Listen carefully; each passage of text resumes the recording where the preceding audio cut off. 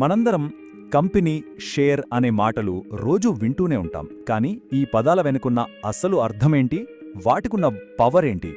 రండి, ఈరోజు ఈ ఆర్థిక ప్రపంచంలో చాలా కీలకమైన ఈ రెండు విషయాల్ని చాలా సింపుల్గా విజువల్స్తో పాటు అర్థం చేసుకునే ప్రయత్నం చేద్దాం. సరే, మనం ఒక పెద్ద వ్యాపారం స్టార్ట్ చేయాలనుకుంటున్నాం అనుకుందాం. దానికి చాలా డబ్బు కావాలి.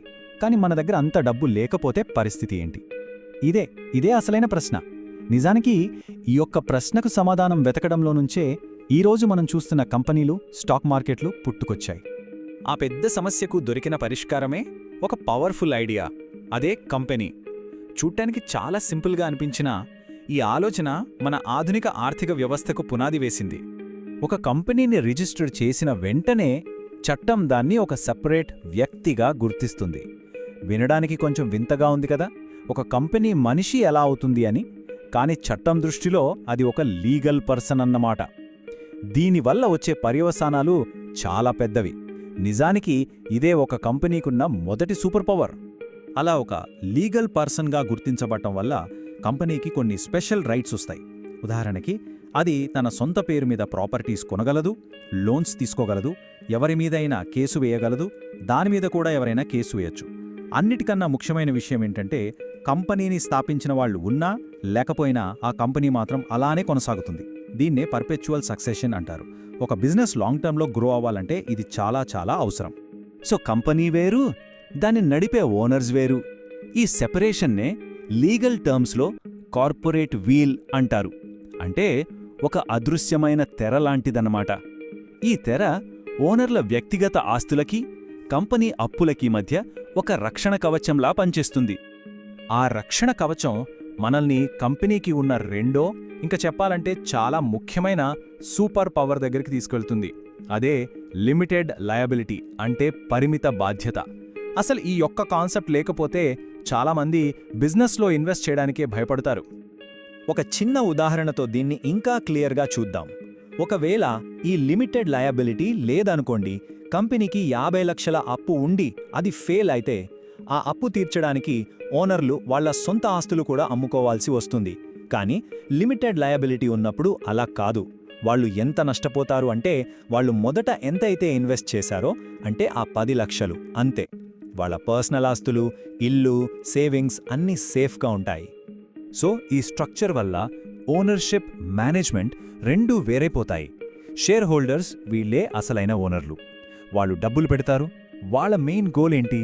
పెట్టిన డబ్బుపై మంచి రిటర్న్స్ రావడం. ఇక డైరెక్టర్స్ ఉంటారు. వీళ్ళు షేర్ హోల్డర్స్ తరపున కంపెనీని పర్యవేక్షిస్తారు. తర్వాత మేనేజర్లు. వీళ్ళు కంపెనీ రోజువారీ పనుల్ని చూసుకుంటారు. సింపుల్గా చెప్పాలంటే, డబ్బు పెట్టేవాళ్లు వేరు, దాన్ని నడిపేవాళ్లు వేరన్నమాట. ఓకే, ఇప్పటిదాకా మనం కంపెనీ అనే ఒక అద్భుతమైన స్ట్రక్చర్ గురించి మాట్లాడుకున్నాం. బావుంది. కానీ ఏ బిజినెస్ అయినా నడవాలన్నా, పెరగాలన్నా దానికి ఫ్యూయల్ లాంటిది ఒకటి కావాలి కదా. అదే క్యాపిటల్, అంటే డబ్బు. ఒక బిజినెస్ లైఫ్ సైకిల్లో రకరకాల స్టేజెస్లో రకరకాల క్యాపిటల్ అవసరమవుతుంది. మొదట బిజినెస్ స్టార్ట్ చేయడానికి స్టార్టింగ్ క్యాపిటల్ కావాలి. తర్వాత రోజువారీ ఖర్చులకి, జీతాలు, అద్దెలు లాంటి వాటికి వర్కింగ్ క్యాపిటల్ కావాలి. ఇక బిజినెస్ని ఇంకా పెద్దది చెయ్యాలంటే ఎక్స్పాన్షన్ క్యాపిటల్ కావాలి. సో డబ్బు అవసరం అనేది కంటిన్యూస్గా ఉంటూనే ఉంటుంది. మరి బిజినెస్ ద్వారా వచ్చే లాభాలు ఈ విస్తరణకు సరిపోకపోతే అప్పుడు బయట నుంచి ఫండ్స్ రైజ్ చేయాల్సి వస్తుంది. ఇక్కడే ప్రతి కంపెనీ ఒక చాలా ముఖ్యమైన నిర్ణయం తీసుకోవాల్సి ఉంటుంది. డబ్బు సంపాదించడానికి ఒక కంపెనీకి బేసిక్గా 2 దారులుంటాయి.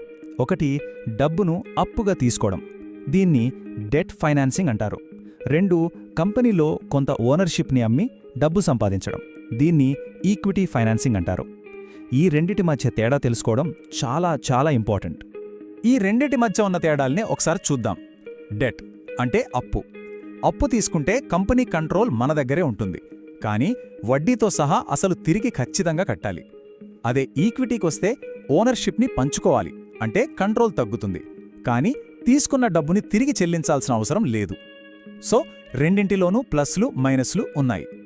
ఉదాహరణకి, కంపెనీకి 1 కోటి రూపాయలు కావాలి అనుకుందాం. లోన్ తీసుకుంటే ఆ కోటిని వడ్డీతో తిరిగి కట్టేంతవరకే ఆ బాధ్యత. ఆ తర్వాత వాళ్లకి మనకి సంబంధం లేదు. అదే 10% ఈక్విటీ అమ్మి కోటి సంపాదించారనుకోండి, ఆ 10% ఓనర్షిప్ తీసుకున్న వాళ్ళు లైఫ్ లాంగ్ కంపెనీలో భాగస్వాములు. భవిష్యత్తులో వచ్చే ప్రతి లాభంలో వాళ్ళకి 10% వాటా ఉంటుంది. సో ఒకటి టెంపరరీ అగ్రిమెంట్, ఇంకొకటి పర్మనెంట్ పార్ట్నర్షిప్ లాంటిది. ఓకే, అప్పు కాకుండా ఈక్విటీ ధరలో వెళ్తే కంపెనీ ఓనర్షిప్ని అమ్ముతుందని అనుకున్నాం కదా. అసలు ఈ ఓనర్షిప్ అంటే ఏంటి? దాన్ని చిన్న చిన్న భాగాలుగా ఎలా అమ్ముతారు? ఇక్కడే మనకు షేర్ అనే పదం పరిచయమవుతుంది. సింపుల్గా చెప్పాలంటే షేర్ అంటే ఒక కంపెనీ ఓనర్షిప్లో ఒక చిన్న ముక్క, ఒక యూనిట్ అన్నమాట. ఆ ఒక్క షేర్ మన దగ్గర ఉంటే మనం ఆ కంపెనీ ఆస్తులలో, దాని భవిష్యత్ లాభాలలో మన వాటాకు సమానమైన హక్కును కలిగి ఉన్నట్టు లెక్క. ఒక షేర్ ఓన్ చేసుకోవడం అంటే కేవలం లాభాల్లో వాటా మాత్రమే కాదు, కొన్ని హక్కులు కూడా వస్తాయి. కంపెనీ పెద్ద నిర్ణయాలు తీసుకునేటప్పుడు ఓటు వేసే హక్కు ఉంటుంది.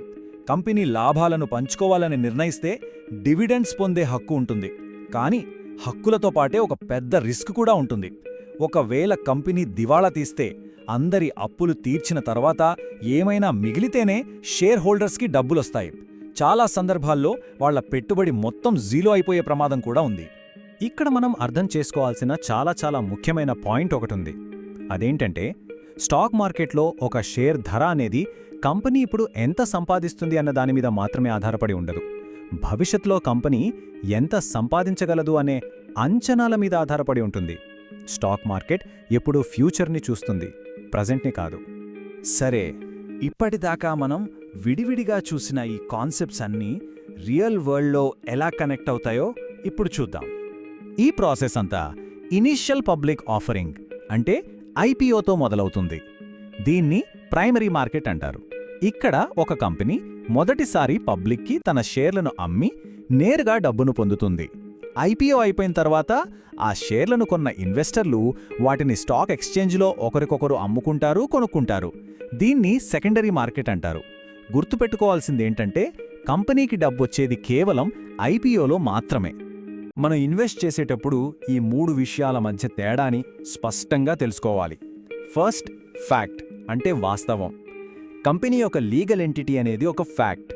సెకండ్, ఇంటర్ప్రిటేషన్ అంటే విశ్లేషణ. ఒక షేర్ విలువ ఎంత అనేది మన విశ్లేషణ, మన అభిప్రాయం మాత్రమే. ఇది ఫ్యాక్ట్ కాదు. Third, risk. మనం ఊహించనివి ఏవైనా జరగొచ్చు. అది ఎంత మంచి కంపెనీ అయినా సరే ప్రభావితం కావచ్చు. సో ఎప్పుడు ఫ్యాక్ట్ని మన ఒపీనియన్ని కలపకూడదు. సో ఫైనల్గా ఒక్క మాటలో చెప్పాలంటే కంపెనీ అనేది ఓనర్ల రిస్క్ని తగ్గించే ఒక లీగల్ స్ట్రక్చర్. షేర్ అనేది ఆ కంపెనీ భవిష్యత్ లాభాల మీద మనకొక హక్కిచ్చే యూనిట్.